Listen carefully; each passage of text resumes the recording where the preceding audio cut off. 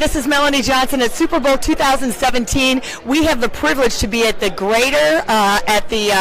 Global Brain Health Summit here at Super Bowl 2017 at Leigh Steinberg's event.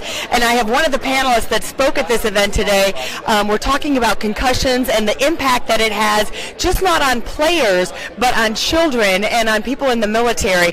And we're blessed to have this outstanding doctor in the field. This is Dr. Beth Quisnington, and she is with Abbott. So tell us a little bit about your background and your studies and how you got to where you are.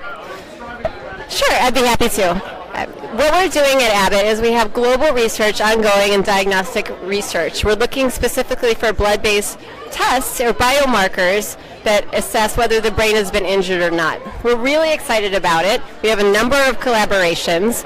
We announced a collaboration with the Department of Defense in 2014. And what they asked us to do was to develop 2 blood-based tests for a handheld device called the iStat. It's a portable device, a little bit bigger than a universal remote, which I know a lot of people will be using during the Super Bowl this weekend. And you take that device, you put 2 or 3 drops of blood on it, you wait a few minutes, and then if the test is positive, it would serve as a warning bell that further evaluation is needed. So it's really neat. It's really neat.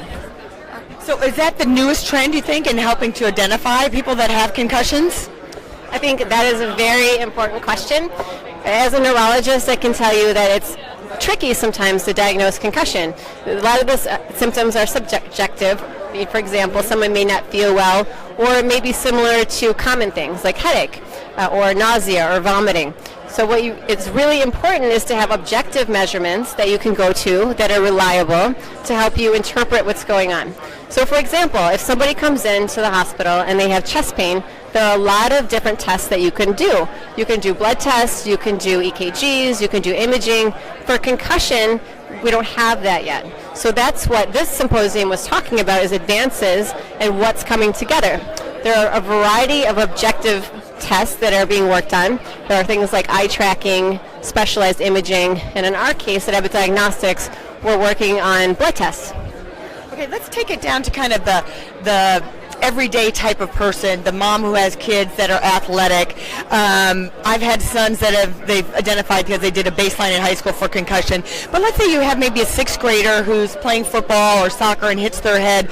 What are some things that a mom and dad should be looking for that they might not have known what happened at practice that day?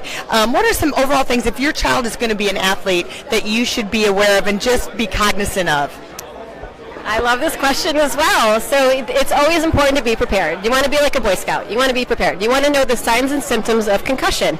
Actually at Abbott we did a survey, a national survey, and we found that 85% of people did not know what the signs and symptoms of concussion are. People know that concussion's a problem, but they're not sure what they are. So things like nausea, vomiting, headache. There are also a lot of myths out there. People think that in order to have a concussion, you have to be unconscious. Absolutely not true. Most people that suffer concussion do not lose consciousness. So that's very important. You can go to our site. It's at abbott.com. We have a lot of tips and instructions where you can see more information about how to know the signs and symptoms of concussion. Now, something else I would like to say, though, is the best injury is one that you don't have. So let's talk about prevention. Looking at prevention, helmets when riding bicycles, putting mats in the bathtub that people don't slip, making sure that rugs are taped down if they've got corners up. We see a lot of injuries. Most injuries actually don't happen because of sports. Most injuries happen because of slips and falls, car accidents, things of that nature. So, again, kind of back to that mom thing, and like you say, it's things that you're not even thinking of.